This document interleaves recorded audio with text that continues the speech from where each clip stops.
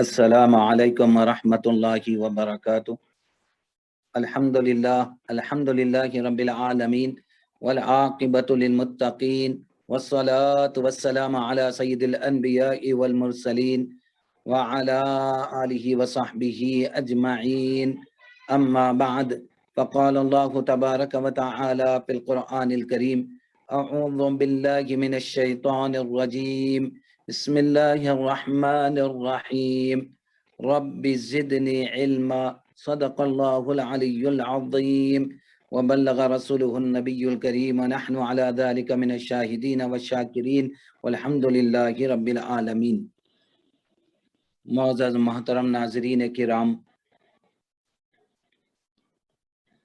اب تک کہ یہ ہمارے جو سلسلہ وار کلاسز اور دروس چل رہے ہیں، ایمان مفصل کے بیان سے اور اس کی تفصیلات سے ہم فارغ ہو چکے ہیں، یعنی کمپلیٹ کر چکے ہیں۔ اب صحابہ کرام رضوان اللہ تعالی علیہم اجمعین جو نبیوں کے بعد انہی کا مقام ہے، انہی کی فضیلت ہے، انہی کا مرتبہ ہے، کچھ ان کے متعلق ہم مسلمانوں کا کیا عقیدہ ہونا چاہیے، کیا نظریہ ہونا چاہیے، کیا فکر ان کے تعلق سے ہونی چاہیے، صاحب کتاب نقل فرما رہے ہیں، ذکر فرما رہے ہیں۔ سب سے پہلے صحابی کس کو کہا جاتا ہے، اور صحابہ اس کی جمع پلورل آتی ہے، صحابی ایک سنگولر ورڈ ہے، اور صحابہ سارے صحابہ کو جمع ہے، یہ ان ہستیوں کو، ان نفوس قدسیہ کو، ان حضرات کو، ان پرسنس کو کہا جاتا ہے جو ایمان کی حالت میں آقائے دو جہاں سرور کائنات صلی اللہ علیہ وسلم کو دیکھے، ان کے دیدار کرے، ان کی صحبت سے مشرف جو ہوئے، ان کو صحابی اور صحابہ رضوان اللہ تعالی علیہم اجمعین کہا جاتا ہے۔ اور خواتین وومنس میں صحابیات، صحابیہ یا صحابیات کے ورڈ سے ہم ان کو یاد کرتے ہیں۔ تو صحابہ وہ لوگ ہیں جو ایمان کی حالت میں حضور کی صحبت جنہیں ملے اور مرنے تک حالت ایمان میں ہو، ان کے اپنے وصال تک ان کو صحابہ رضوان اللہ تعالی علیہم اجمعین کہا جاتا ہے۔ یہ بھی یاد رکھ لیں ساتھ ساتھ کہ جب بھی انبیاء علیہم الصلوات والسلام، جس نبی کا بھی ہم ذکر کریں گے تو ہم ان پر درود اور سلام کو بھیجیں گے، علیہم الصلوات والسلام۔ کیا ان کی پہچان ہے؟ جہاں بھی علیہم السلام آئے گا یا علیہم الصلوات والتسلیم آئے گا، صلات اور سلام کا لفظ آئے گا تو اس سے مراد نبی ہوا کرتے ہیں۔ اور جس صحابی کا ذکر ہو یا صحابیات میں سے جس کسی کا بھی ذکر ہو تو ہم رضی اللہ تعالی عنہم اجمعین کہتے ہیں اور پڑھتے ہیں، کیونکہ خود اللہ رب العزت نے سارے صحابہ کی شان میں یہ فرمایا کہ ہم ان سے راضی ہو چکے، وہ ہم سے راضی ہو چکے ہیں، جیسا کہ قرآن مجید میں یہ لفظ 12 مرتبہ صحابہ کا تذکرہ کرتے ہوئے اللہ رب العزت نے ان کی شان میں فرمایا رضی اللہ عنہم ورضوا عنہ۔ 11ویں پارے میں خود نام لے کر انصار اور مہاجرین صحابہ کا نام لے کر اللہ رب العزت نے فرمایا والسابقون الاولون من المہاجرین والانصار والذین اتبعوهم بإحسان رضی اللہ عنہم ورضوا عنہ وأعد لهم جنات تجری تحتها الانہار خالدین فیہا ابدا۔ صرف اور صرف اللہ نے صرف اپنی رضا کا اعلان ہی نہیں بلکہ ان کو ان کی حین حیات میں یعنی ان کی لائف میں خود اللہ نے جنت کی خوشخبری دے دی، جنت کی ضمانت دے دی۔ یہ وہ صحابہ رضوان اللہ تعالی علیہم اجمعین کی شان ہے۔ ہم میں اور صحابہ میں فرق آسانی سے آپ اس طرح سمجھ سکتے ہیں کہ صحابہ کی شان کیا ہے اور دیگر عام مسلمانوں کی شان اور ان کا مرتبہ کیا ہے۔ آپ خود آسانی سے سمجھ سکتے ہیں کہ صحابہ رضوان اللہ تعالی علیہم اجمعین ایسی شان کے رکھنے والے ہیں، انہوں نے کلمہ پڑھا لا الہ الا اللہ، حضور کی خدمت میں آئے اور دست مبارک پر اپنا ہاتھ دے کر حضور کے ہاتھ میں دے کر کلمہ پڑھا۔ تو کلمہ جب پڑھا تو کلمے والے کو دیکھ کر کلمہ پڑھا۔ ہم کلمہ پڑھیں تو اپنے ماں باپ کی وجہ سے، اساتذہ کی وجہ سے، اپنے مشائخ اور پیروں کے ذریعے سے ہم کو کلمے کی تعلیم ملی، کلمہ ہم کو القاء کیا گیا، لیکن صحابہ کی یہ منفرد شان ہے، کیا امتیازی شان جس کو کہا جاتا ہے وہ یہ ہے کہ انہوں نے کلمہ پڑھا تو کلمے والے کو دیکھ کر کلمہ پڑھا، قرآن پڑھا تو صاحب قرآن کو دیکھ کر انہوں نے قرآن کو پڑھا۔ تو یہ شان صحابہ رضوان اللہ تعالی علیہم اجمعین کی ہے۔ بنیادی بات یہ سمجھ لیں کہ صحابی کس کو کہتے ہیں، صحابی کس کو کہتے ہیں، اور نبیوں کے بعد، سارے نبیوں کے بعد اگر کسی کا مقام اور مرتبہ ہے تو وہ صحابہ رضوان اللہ تعالی علیہم اجمعین کا ہے، ادنا سے صحابی کیوں نہ ہو، سب سے آخر درجے کے صحابی کیوں نہ ہو، قیامت تک کوئی ان کے مقام اور مرتبے کو پہنچ نہیں سکتا۔ یہ ہمارا بلکہ سارے مسلمانوں کا عقیدہ اور نظریہ ہونا چاہیے صحابہ کے تعلق سے، کیونکہ آپ کے مناقب میں حضور علیہ الصلوۃ والسلام نے یہ بھی فرمایا کہ صحابہ کے مناقب یعنی ان کی تعریف میں یا ان کی شان میں حضور نے یہ بھی فرمایا کہ ایک صحابی کے ایمان کو ایک پلڑے میں رکھ دیا جائے اور دوسرے پلڑے میں یعنی ترازو میں، میزان میں سارے ایمان والے قیامت تک کے آنے والے سارے ایمان والوں کے ایمان کو پلڑے میں رکھ دیا جائے، پھر بھی وہ ایک صحابی کے ایمان کی برابری نہیں ہو سکتی۔ اب اس سے اندازہ لگا لیں، جب ایک ادنا ایک کم سے کم صحابی کی کوئی برابری کر نہیں سکتا، سارے ایمان والے مل کر نہیں کر سکتے، تو پھر نبیوں کی برابری کہاں سے ہو سکتی ہے؟ امام الانبیاء کی برابری کا تصور ہم کہاں سے کر سکتے ہیں؟ میرے حال ناظرین کرام، صحابہ رضوان اللہ تعالی علیہم اجمعین امت اور اولیاء امت سے سب سے بزرگ اور افضل ترین اور کیا بول سکتے ہیں اس کو، افضل ترین اور بہت ہی ریسپیکٹیبل پرسنس جس کو کہا جاتا ہے وہ صحابہ رضوان اللہ تعالی علیہم اجمعین ہیں۔ ان کے متعلق بے شمار فضیلتیں آئی ہے اور سب کے سب سارے صحابہ قابل تعظیم ہے، لائق ادب و احترام ہے، کیونکہ اللہ رب العزت نے صحابہ کا تذکرہ کرتے ہوئے یہ بھی فرمایا، قرآن میں اللہ نے فرمایا وَكُلًّا وَعَدَ اللَّهُ الْحُسْنَى۔ آپ تفسیر اٹھا کر دیکھیں، ہر صحابی کو اللہ نے جنت کا وعدہ کیا ہے۔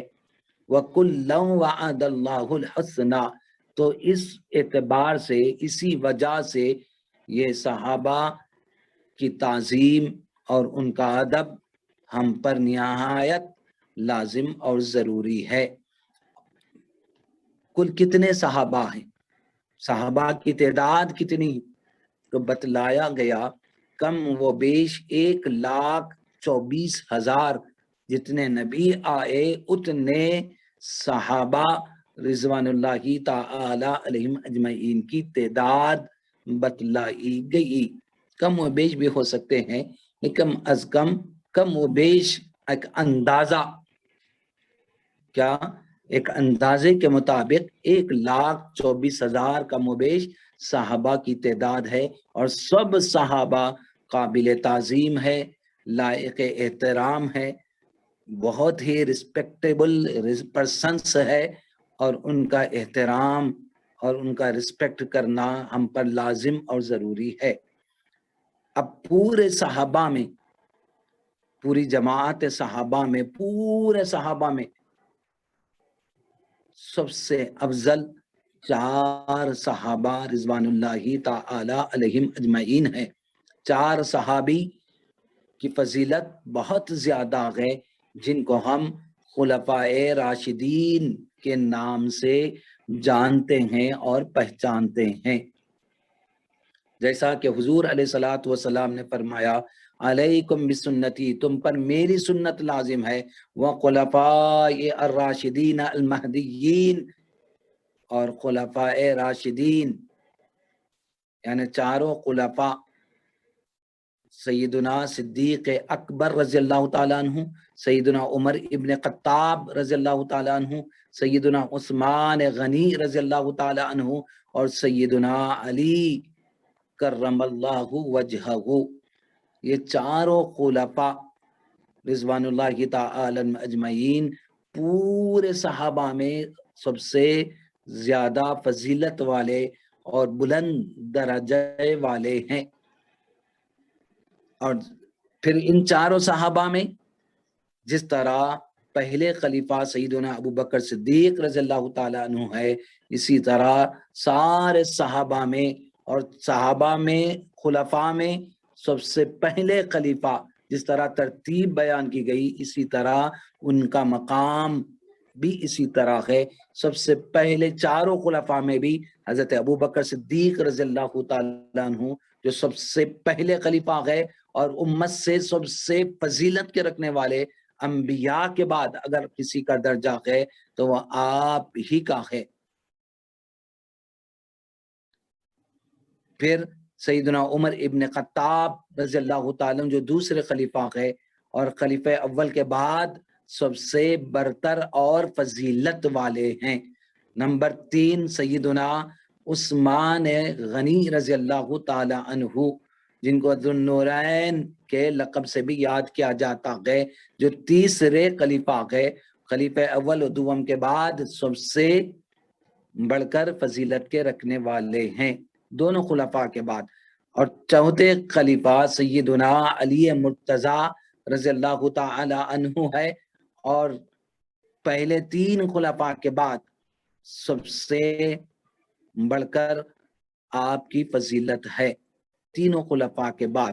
تو جس طرح اہل سنت و جماعت کا موقف ہے کہ جس طرح یہ ترتیب آئی کہ سب سے پہلے خلیفہ ابو بکر صدیق رضی اللہ تعالیٰ عنہ، دوسرے خلیفہ سیدنا عمر ابن خطاب، تو جس طرح ان کی ترتیب آئی ہے، اسی طرح ان کے مراتب میں بھی یہی ترتیب رکھنا ہے۔ سب سے پہلے ابو بکر، پھر حضرت عمر ابن خطاب، سیدنا عثمان غنی، پھر حضرت سیدنا علی کرم اللہ وجہہ رضوان اللہ تعالی اجمعین کے مقام اور مرتبہ ہے۔ اب ہر ایک کی سیرت، سوانح حیات، ان کی زندگی اگر ہم پڑھیں گے تو بہت فائدہ ہوگا، لیکن اب یہاں پر یہ مقام اور گنجائش نہیں ہے کہ ہم ان کے واقعات کو بیان کریں، ان کی سیرت کو بیان کریں، ان کی سوانح حیات کو بیان کریں۔ ان کی زندگی کو بیان کریں، یہ موقع اور محل نہیں ہے، لیکن یاد رکھیں جب صحابہ کا بیان چل رہا ہے تو سارے صحابہ میں سیدنا صدیق اکبر رضی اللہ تعالی عنہ کا مقام اور مرتبہ سب سے زیادہ ہے، پھر اس کے بعد سیدنا عمر ابن خطاب رضی اللہ تعالی عنہ کا ہے، پھر سیدنا عثمان غنی رضی اللہ تعالی عنہ کا، پھر اس کے بعد سیدنا علی مرتضی رضی اللہ تعالی عنہ کا مقام مرتبہ ہے۔ ان حضرات میں باہم اسی ترتیب سے فضیلت ہے جس ترتیب سے یہ خلیفہ ہوئے، جیسا ہم نے بیان کیا۔ پھر اس کے بعد یہ چاروں صحابہ اور ان کے علاوہ اور 6 صحابہ رضوان اللہ تعالی مجمعین ہے جو قطعی طور پر یعنی یقینی طور پر جنتی ہے، اور ان کو عشر مبشرہ کہتے ہیں۔ وہ 6 صحابہ ہے جن کو عشر مبشرہ کہا جاتا ہے۔ یہ چاروں خلفاء اور 6 جملہ 10 صحابہ رضوان اللہ تعالی علیہم اجمعین ہے جن کو عشرہ مبشرہ کہا جاتا ہے۔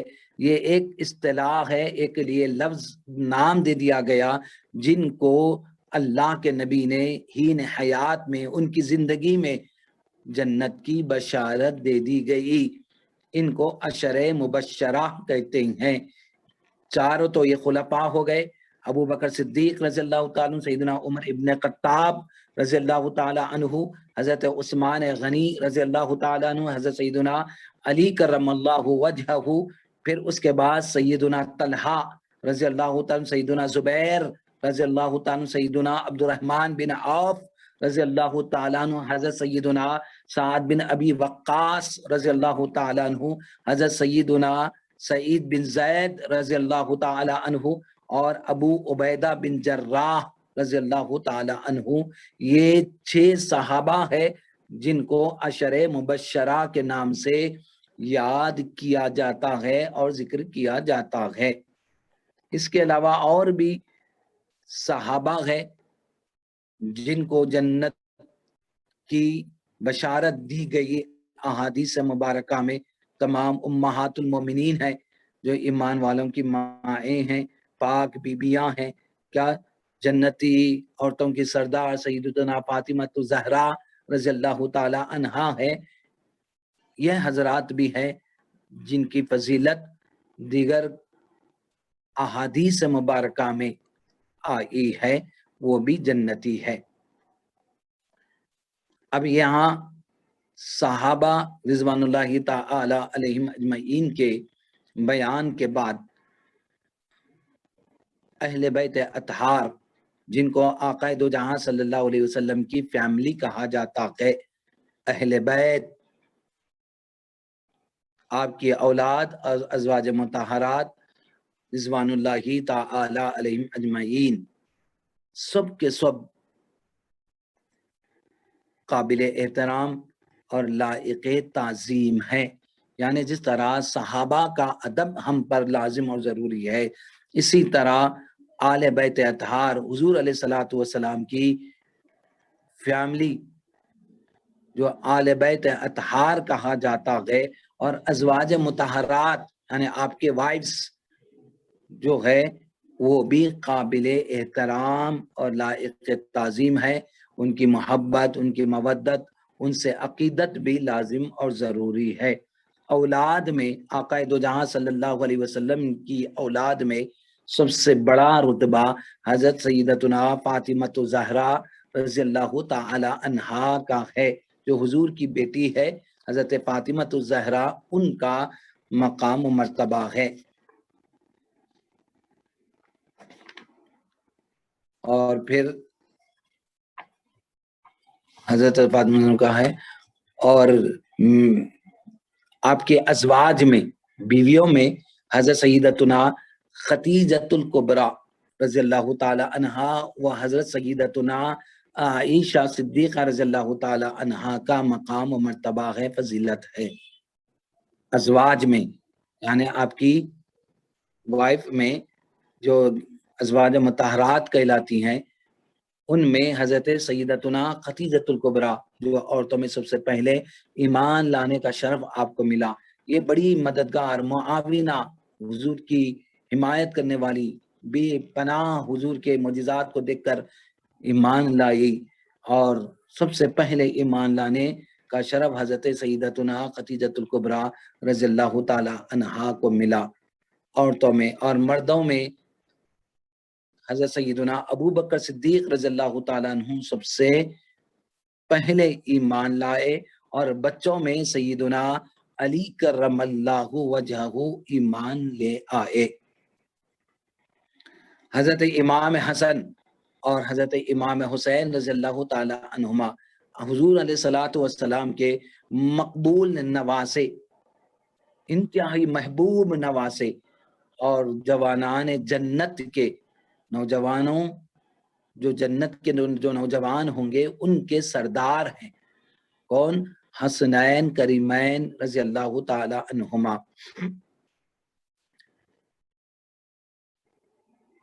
ہر مسلمان کو چاہیے کہ تمام صحابہ اور آل بیت سے دلی محبت اور نیک گمان رکھیں۔ جب ان کا نام لے کسی بھی صحابی کا، جیسا کہ میں نے آغاز میں بیان کیا، رضی اللہ تعالی عنہ کہے، غرض دل اور زبان ہر طرح سے ان کی تعظیم بجا لائے۔ پھر مزید صاحب کتاب رائٹر لکھتے ہیں کہ ان سے بدگمانی رکھنا یا ان کی شان میں بے ادبی کرنا بہت بڑا گناہ ہے، بلکہ کفر کا اندیشہ ہے، ایمان کے چلے جانے کا اندیشہ ہے، ان کی ذری برابر بھی بے ادبی۔ کیونکہ حضور علیہ الصلوۃ والسلام نے فرمایا لا تتخذوهم غرضا من بعدی، میرے بعد میرے صحابہ کو نشانہ مت بناؤ۔ کہیں حضور نے فرمایا لا تسبوا اصحابی، میرے صحابہ کو برا بلا مت کہا کرو۔ یہ صحابہ رضوان اللہ تعالی علیہم اجمعین کی شان میں بے ادبی کرنا یا کوئی گستاخی کرنا یا کوئی ایسے کلمات کا ان کی شان میں استعمال کرنا جو بے ادبی کے میننگز پر مشتمل اور شامل ہو تو بہت بڑا گناہ ہے، اور قریب اندیشہ یہ ہے کہ یہ کفر ہو جائے، یا کفر کا اندیشہ ہے، ایمان کے چلے جانے کا اندیشہ ہے۔ اللہ اس کے رسول کی پوری اتباع کرنے سے انسان درجہ ولایت کو پہنچتا ہے اور ولی کہلاتا ہے۔ اب یہاں پر صحابہ رضوان اللہ تعالی علیہم اجمعین کا بیان ختم ہوا۔ سرسری طور پر اختصار کے ساتھ شارٹلی صحابہ کے متعلق اور آل بیت اطہار کے متعلق اور پھر ازواج مطہرات کے متعلق ہمارا کیا نظریہ ہونا چاہیے، کیا فکر ہونی چاہیے اور کیا عقیدہ ہونا چاہیے، اس کو بیان کیا گیا آج کی درس میں، آج کے لیسن میں۔ اب صحابہ کے بیان کے بعد اولیاء اللہ، جن کو اللہ کے محبوب، اللہ کے دوست کہا جاتا ہے، ان کے بارے میں ذکر فرما رہے ہیں، کیونکہ اکثر آج کل دیکھنے میں آ رہا ہے کہ اللہ کے محبوب جو بندے ہوتے ہیں، مقبول ہستیاں جو ہوتی ہے، وہ کی شان میں لوگ طرح طرح کی بے ادبی کرتے ہیں اور ناآشنا ہوتے، ناواقف ہوتے ہیں ان کے مقام اور مرتبے سے۔ اس وجہ سے اولیاء اللہ کے متعلق یہاں پر بیان کیا جا رہا ہے۔ تو اللہ اور رسول کی پوری اتباع، ولی کب بنتا ہے؟ جب کامل اللہ اس کے رسول کی اتباع میں اس کی زندگی گزر جائے، تب جا کر اللہ اس کو اپنا ولی بناتا، ولایت اس کا تاج اس کے سر پر رکھتا ہے اور وہ ولی کہلاتا ہے۔ اب ولیوں کی تعداد تو ہر زمانے میں ولی آئیں گے، ہر علاقے میں ولی رہتا ہے اللہ رب العزت کا، انہی کی وجہ سے، انہی کی برکتوں سے اللہ رزق دیتا ہے، انہی کی وجہ سے بارشیں ہوتی ہے، انہی کی وجہ سے بلائیں عذابات ٹلتے ہیں۔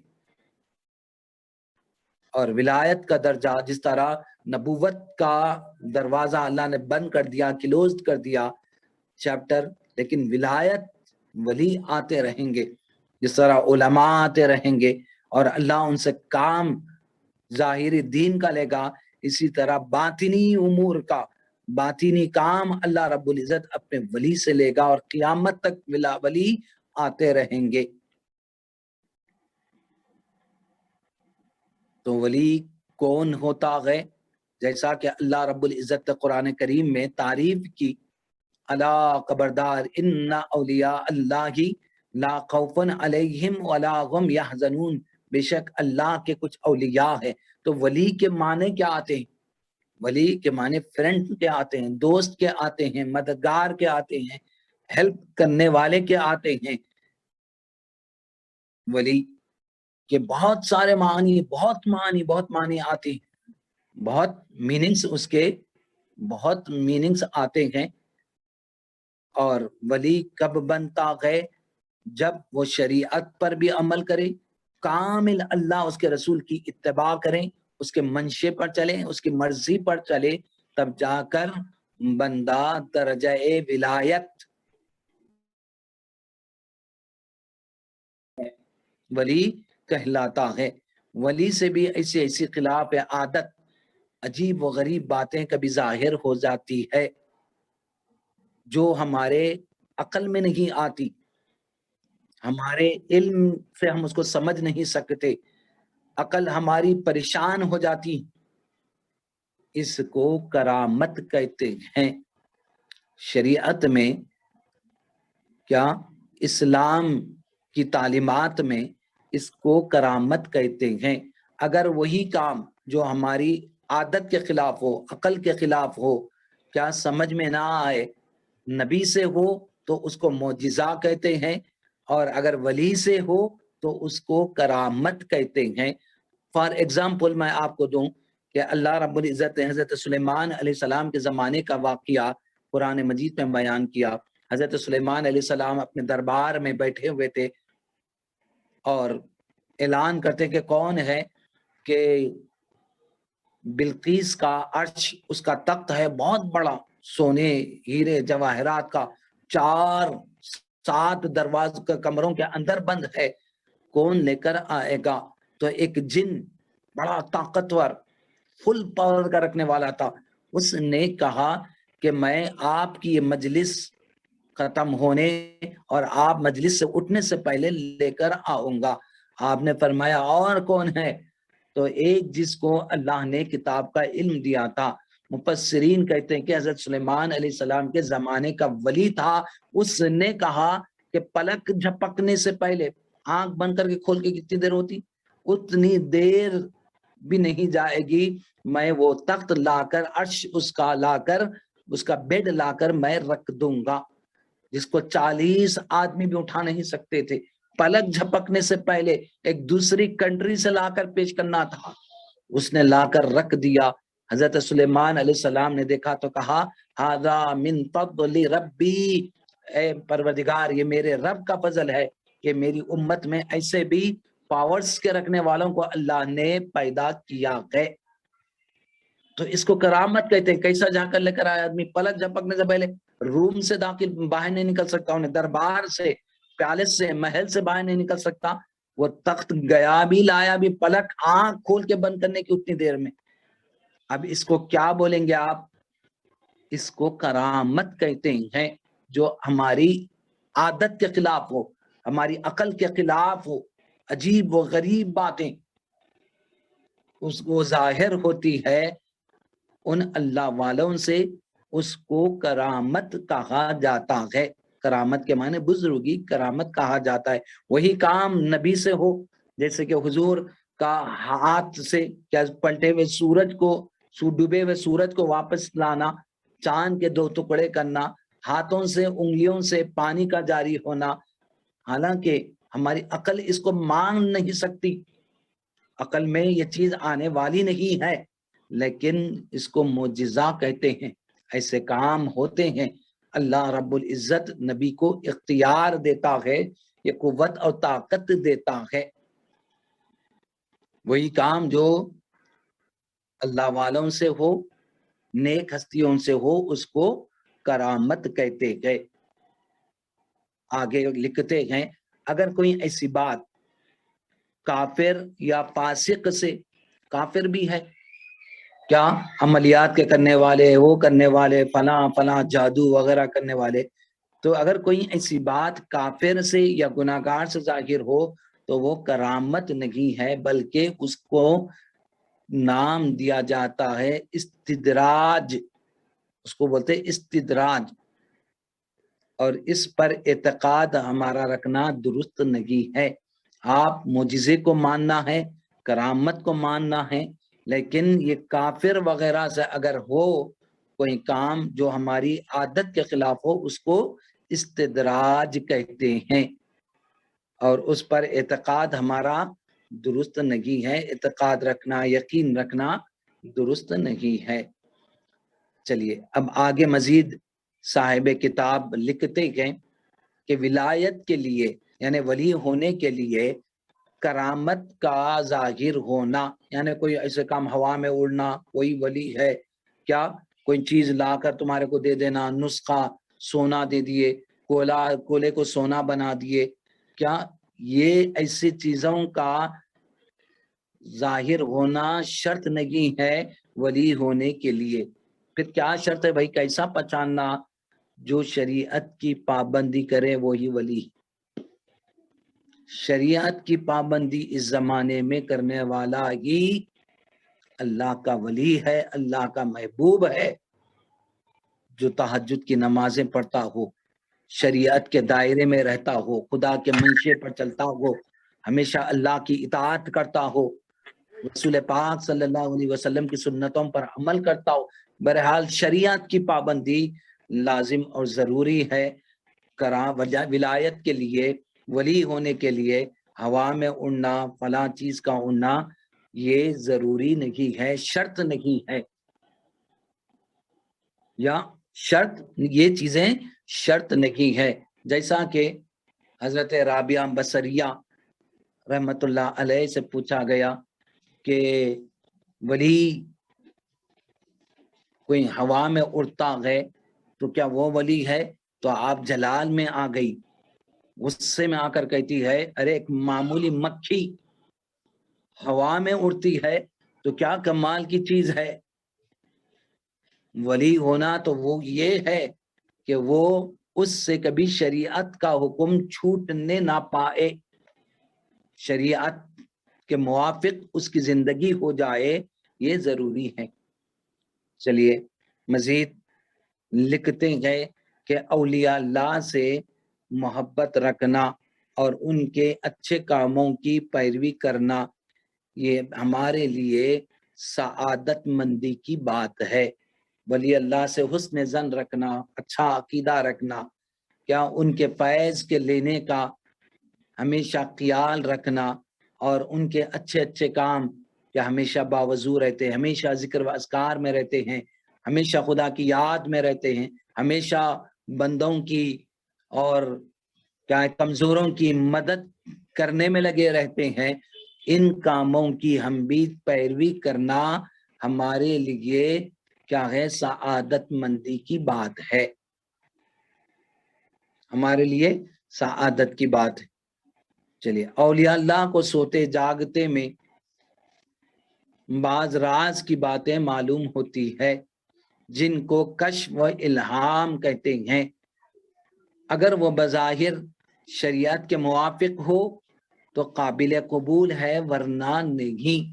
تو اولیاء اللہ کو اللہ الہام کرتا ہے، ان کے دل میں بات یہ القاء کرتا ہے کہ یہ کام کرو، یہ کام کرو، فلاں بندہ آ رہا ہے، اس کو یہ تعلیم دو، یہ تربیت دو، یہ حکم دو، تو اس کو کشف و الہام کہتے ہیں۔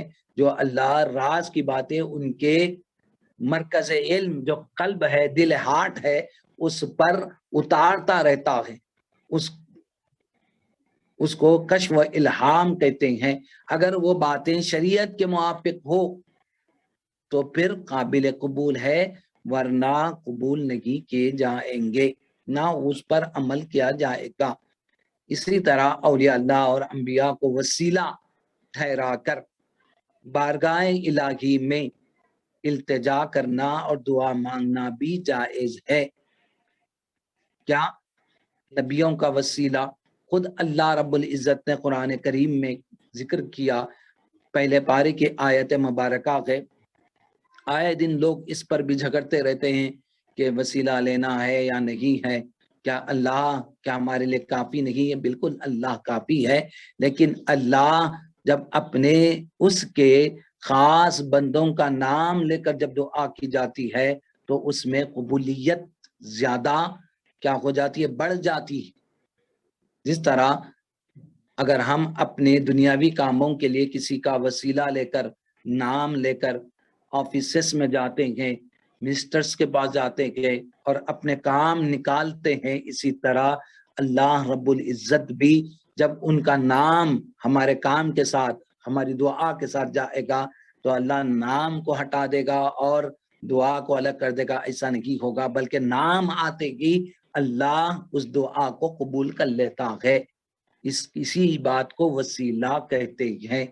تو اولیاء اللہ اور نبیوں کا وسیلہ لے کر بارگاہ الہی میں یعنی خدا کی بارگاہ میں التجا کرنا، فریاد کرنا، دعا مانگنا، یہ سب کچھ جائز ہے، اور یہ قرآن پاک کی آیات مبارکہ سے ثابت ہے۔ وَكَانُوا مِن قَبْلُ، اللہ رب العزت فرماتا ہے وَكَانُوا مِن قَبْلُ يَسْتَفْتِحُونَ عَلَى الَّذِينَ كَفَرُوا فَلَمَّا جَاءَهُم مَا عَرَفُوا كَفَرُوا بِهِ۔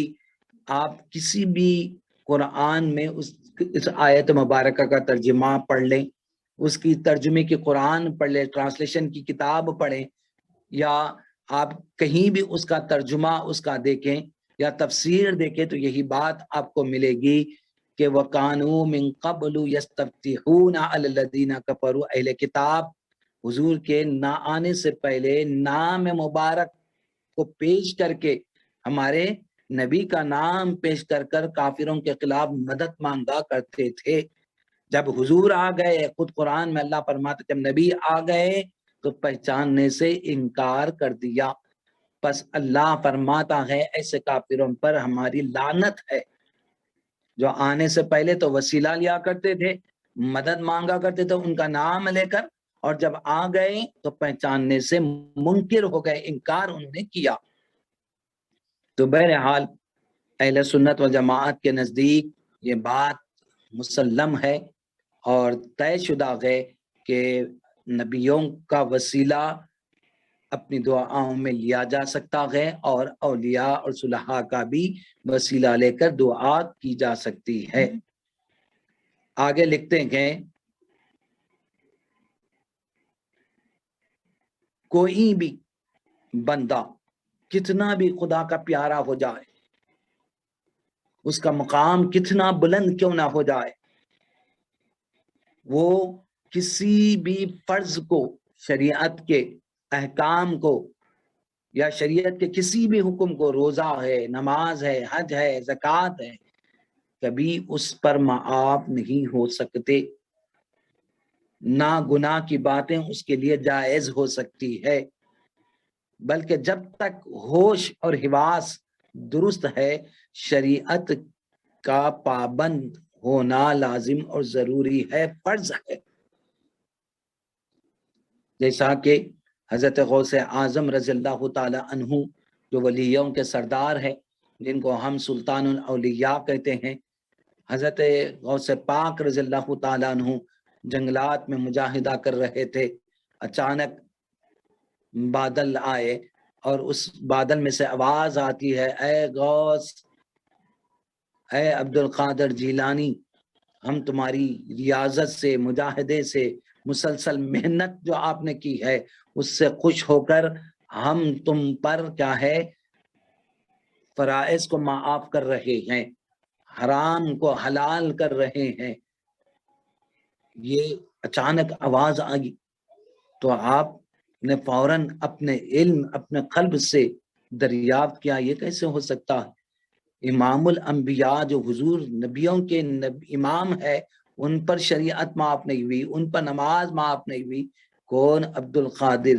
یہ شیطان کا دھوکہ ہے۔ فوراً آپ سمجھ گئے، لاہور پڑا اور جو دھواں میں آواز آ رہی تھی شیطان، وہ دھواں اور نور فوراً زائل ہو گیا، ہٹ گیا، اور شیطان سامنے آ گیا اور کہنے لگا اے عبد القادر جیلانی، آپ کو آپ کے علم نے بچا لیا، آپ نے اے مردود، مجھے میرے علم نے نہیں بلکہ خدا کے فضل نے مجھے بچایا، تو اب بھی مجھے دھوکہ دینا چاہتا ہے، بلکہ خدا کے فضل نے مجھے بچایا ہے۔ تو شریعت خواہ کتنا بلند مقام ہو، کسی پر معاف نہیں ہو سکتی۔ ولی اسی کو کہتے ہیں جو شریعت کا پابند ہو۔ دنیا میں کوئی شخص آنکھوں سے جاگنے میں اللہ تعالیٰ کو دیکھ نہیں سکتا، یعنی آنکھوں سے زندہ مومنین کی دعا اور خیرات صدقات سے مردہ مومنین کو نفع پہنچ سکتا ہے۔ یعنی ہم جو خیرات کرتے ہیں اپنے مرحومین وغیرہ کے لیے، خیرات کرتے ہیں، صدقات کرتے ہیں، جو بھی کرتے ہیں تاکہ ہمارے مرحومین کو اس سے فائدہ پہنچے، یہ بالکل فائدہ پہنچ سکتا ہے۔ مزید لکھتے ہیں کہ ایماندار کو ہمیشہ حسن خاتمے کا خیال رکھنا چاہیے اور دعا مانگتے رہنا چاہیے کہ اے اللہ ہمارا خاتمہ اچھا فرما، ایمان پر ہمارا خاتمہ فرما، کیونکہ جس حالت پر انسان کا خاتمہ ہو، اینڈ ہو، اسی کا اعتبار ہے، اسی کے موافق جزا اور سزا، بدلہ اور سزا ہوگی۔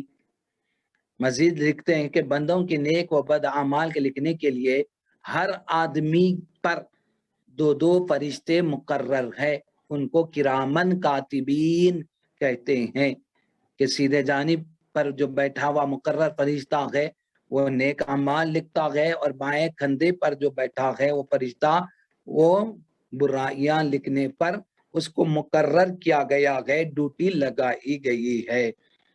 مزید لکھتے کہ اللہ تعالیٰ نے کچھ مخلوقات آگ سے پیدا کر کے ہماری نظروں سے پوشیدہ کیا ہے، ان کو جن کہتے ہیں۔ یہ آگ کی مخلوق ہے، ان میں نیک بھی ہوتے ہیں اور بد بھی ہوتے ہیں، کافر بھی ہوتے ہیں، مسلمان بھی ہوتے ہیں۔ جس طرح ہم انسانوں میں کیا ہم بندوں میں جیسے اچھے بھی ہوتے ہیں، خراب بھی ہوتے ہیں، اس طرح ان کے پاس بھی اچھے بھی ہوتے ہیں اور برے بھی ہوتے ہیں، کافر بھی ہوتے ہیں اور مسلمان بھی ہوتے ہیں، ان کے پاس بھی اولاد بھی ہوتی ہے۔ ان میں جو کافر ہے جنات میں، ان کو شیاطین کہتے ہیں۔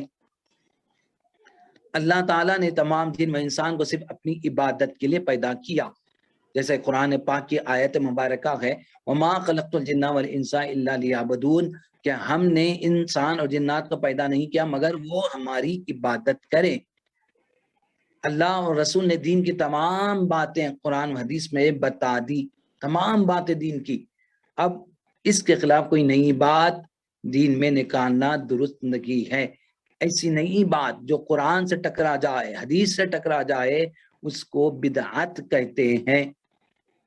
چونکہ قرآن حدیث سے مسائل کا نکالنا ہر شخص کا کام نہیں ہے، اس لیے اگلے بڑے بڑے عالموں نے قرآن حدیث کو سمجھ کر ان سے مسائل نکالے ہیں۔ ان مسائل کو فقہ اور ان عالموں کو مجتہد یا ائمہ مجتہدین کہتے ہیں۔ سب میں زیادہ مشہور و مقبول 4 ائمہ مجتہدین ہے جو امام کہلاتے ہیں: امام اعظم ابو حنیفہ، حضرت امام شافعی، حضرت امام مالک اور حضرت امام احمد بن حنبل رحمہم اللہ تعالی علیہم اجمعین۔ یہ 4 ائمہ ہے جن کو ہم فالو کرتے ہیں۔ ان چاروں میں سے کسی ایک امام کی تقلید کرنا، پیروی کرنا، یعنی ان کے پیچھے چلنا، ان کے نکالے ہوئے قرآن حدیث سے مسائل پر کے مطابق چلنا ہر مسلمان اور عام مسلمانوں پر لازم اور ضروری ہے۔ اسی طرح نفس کی درستگی اور اعمال میں خلوص اور اخلاص پیدا کرنے کے لیے اولیاء اللہ نے خلوص پیدا کرنے کے طریقے اولیاء اللہ نے توفیق الہی اور اپنے دل کی خداداد روشنی سے سمجھ کر قرآن و حدیث کے موافق بیان فرمائے ہیں۔ کچھ راستے ان کو تصوف یا طریقت اور ان بزرگوں کو شیخ یا صوفیاء کرام کہتے ہیں، ان کو صوفیاء کرام کہتے ہیں۔ اگرچہ شیخ بہت گزرے لیکن ان میں 4 بزرگ ترین اور سب سے زیادہ فیمس جو شیوخ ہے وہ 4 ہیں جو صاحب طریق ہوئے۔ حضرت سیدنا غوث العظم سیدنا شیخ عبد القادر جیلانی، حضرت شیخ معین الدین چشتی اجمیری، حضرت شیخ محمد بہاؤالدین نقشبندی، حضرت شیخ شہاب الدین عمر سہروردی رحمہ اللہ تعالی علیہ مجمعین۔ یہ اولیاء میں 4 طریقے ہیں جو سب سے زیادہ مشہور ہے سلسلے کے اعتبار سے، اور جس امام یا شیخ سے اعتقاد ہو ان کی پیروی کرنا، ان کی تعلیمات پر عمل کرنا اور دوسروں کو ہلکا اور حقیر سمجھنا باعث گناہ ہے۔ یہاں تک ہمارا بیان آج پہنچ چکا ہے۔ اس کے بعد 5 کلمے بیان کیے جا رہے ہیں اور ان کے ترجمے کے ساتھ، اول کلمہ طیب، دوم کلمہ شہادت، اس طرح ہم بچوں کو یاد دلاتے ہیں وہ کلمات، وہ کلمے اور ان کے ترجمے ذکر کیے جا رہے ہیں۔ یہیں پر آج کا درس ہم اختتام کرتے ہیں، پھر کل انشاءاللہ تعالی آئندہ نشست میں پھر اس کے آگے ہمارا تسلسل جاری رہے گا۔ اب یا کسی کو کچھ سوالات کرنا ہے کہ کچھ پوچھنا ہے تو آپ پوچھ سکتے ہیں۔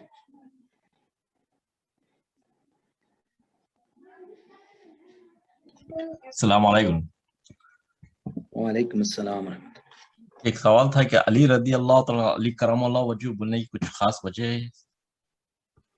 جی، علی رضی اللہ تعالیٰ عنہ کو علی کرم اللہ وجہ بھی اکثر بولتے تھے، کچھ خاص وجہ جی، اس کی وجہ علماء نقل فرمائے ہیں کہ حضرت علی رضی اللہ تعالی عنہ کو کرم اللہ وجہہ کے لقب سے یاد کیا جاتا ہے، حالانکہ صحابہ میں سے ہے آپ بھی اور رضی اللہ تعالی عنہ بھی بول سکتے ہیں، لیکن خاص طور پر حضرت علی رضی اللہ تعالی عنہ کو کرم اللہ وجہہ اس وجہ سے کہتے ہیں جب آپ اپنی والدہ ماجدہ کے بطن میں تھے، کیا بطن میں تھے اور اپنے والدہ ماجدہ کے، تو حضرت علی رضی اللہ تعالی عنہ کی والدہ ماجدہ کچھ انگور لینا چاہی، جو پڑوس میں درخت تھا لینا چاہی، تو حضرت علی رضی اللہ تعالی عنہ نے کہ بغیر اجازت نہ لے اور حرام کا لقمہ نہ ہو جائے، اس لیے انہوں نے ایڑ لگایا اپنا پیر سے، اپنی ماں کو جھکنے نہیں دیا اور لینے نہیں دیا، اس طرف نسبت کرتے ہوئے اللہ آپ کے چہرے کو بزرگ ترین بنائے، اس وجہ سے کرم اللہ وجہہ آپ کی شان میں کہا جاتا ہے۔ پھر مولود کعبہ ہونے کا شرف بھی آپ کو حاصل ہے کہ آپ خانہ کعبہ میں آپ کی ولادت مبارکہ ہوئی، اس کے متعلق روایات ہیں مؤرخین کے، تاریخ کے بیان کرنے والوں کے، اس وجہ سے آپ کو اس لقب سے یاد کیا جاتا ہے کرم اللہ وجہہ، اللہ آپ کے چہرے کو بزرگی عطا کرے اور عزت عطا کرے۔ جزاکم اللہ خیر۔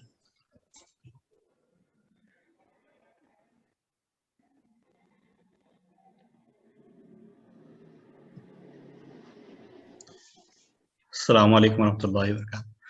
اور کوئی ناظرین یا سامعین اگر سوال کرنا چاہیں تو اپنے سوال رکھیں۔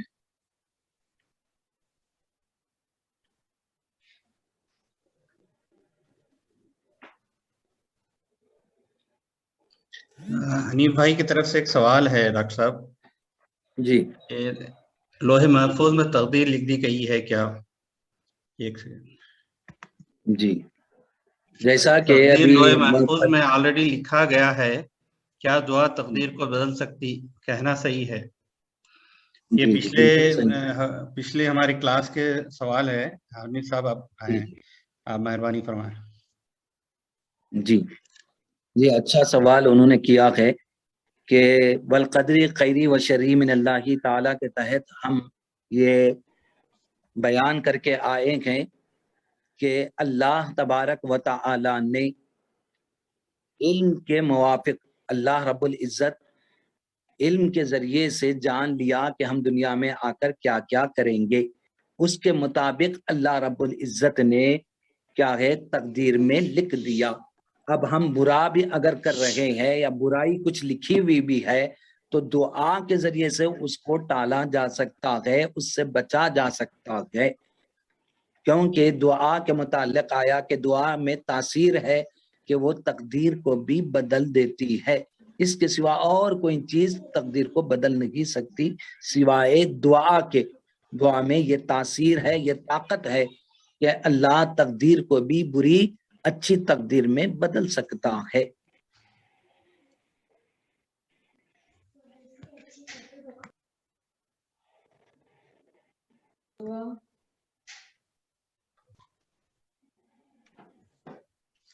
کوئی اور سوال؟ دعا کی ریکویسٹ کرنے سے پہلے ناظرین سامعین کو ایک بات یاد دلاتا ہوں, یہ تمام ویڈیو ہمارے چیٹ گروپ میں اویلیبل ہے, آپ اس سے استفادہ کر سکتے ہیں. اور یہ ریٹرن مٹیریل اہل خدمات شریعہ اردو اور انگلش میں بھی اویلیبل ہے, اس کو بھی آپ یہ چیٹ باکس میں مل سکتی ہے. آئندہ سے انشاءاللہ ہم کوشش کریں گے لیکچر کے دوران اگر سوال آئے تو جبھی آپ ریاکشن میں اپنا ہینڈ ریز فرمائیے, انشاءاللہ ڈاکٹر صاحب جبھی وہیں پر اس کا جواب دینے کی کوشش کریں گے. الحمدللہ یہ چوتھا ہفتہ ہمارا ختم ہے. جب تک لاک ڈاؤن چلے گا اسی طرح ہفتے میں 2 کلاسز رہے گی, اس کے بعد آپ کے مشورے سے اس کو ٹائم بدلا جائے گا. بہت بہت شکریہ ڈاکٹر صاحب. صدر صاحب کی اجازت سے آپ سے دعا کی درخواست. الحمدللہ رب العالمین. اللہم صلی علی سیدنا محمد وعلی آل سیدنا محمد وبارک وسلم.